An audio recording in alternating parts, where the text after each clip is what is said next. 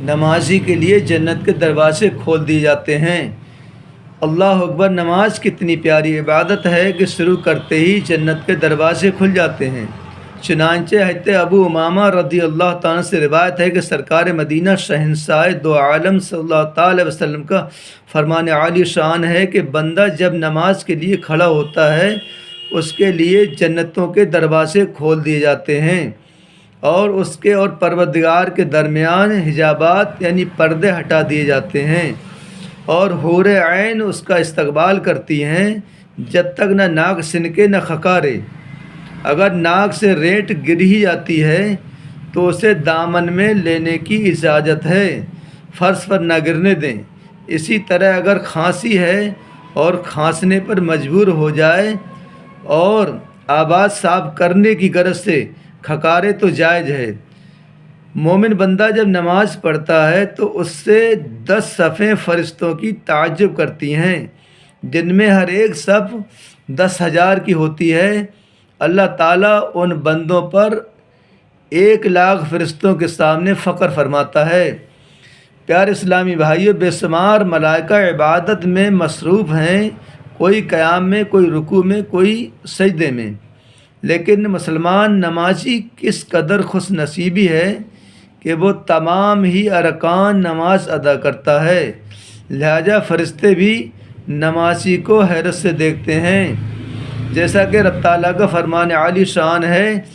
ان الصلاۃ تنہی عن الفحشاء والمنکر، بے شک نماز منع کرتی ہے بے حیائی اور بری بات سے۔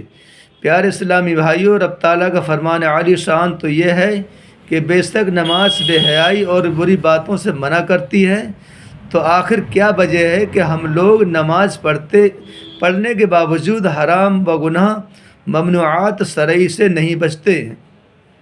ہم نماز پڑھنے کے باوجود ماں باپ کی نافرمانی کرتے ہیں، ہم نماز پڑھنے کے باوجود بے پردگی اور اعلانی مظاہرہ کرتے ہیں، ہم نماز پڑھنے کے باوجود فلمیں اور ڈرامے دیکھتے ہیں، ہم نماز پڑھنے کے باوجود موسیقی اور فلمی گانے گھروں میں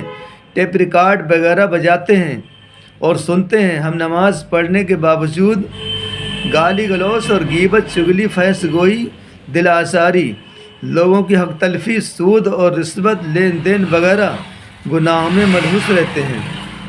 حیرت بالائے حیرت، نماز پڑھنے کے باوجود ہم اپنا پیارا چہرہ، جس پر اللہ تعالیٰ نے اپنے حبیب صلی اللہ تعالی علیہ وسلم کی محبت کی نشانی پیدا فرمائی ہے، اور شہنشاہ مدینہ صلی اللہ تعالی علیہ وسلم کا یہ فرمان صحیح موجود ہے کہ مونچھیں خوب پست کرو یعنی چھوٹی، اور داڑھیوں کو معافی دو، یہودی جیسی صورت نہ بناؤ۔ پھر بھی ہم نہایت بے دردی کے ساتھ اس محبت کی نشانی کو نوچ مڈا کر گندی نالی تک بہا دینے میں گریز نہیں کرتے، حالانکہ داڑھی منڈانا اور کتروانا ایک مٹھی سے کم کر دینا حرام ہے۔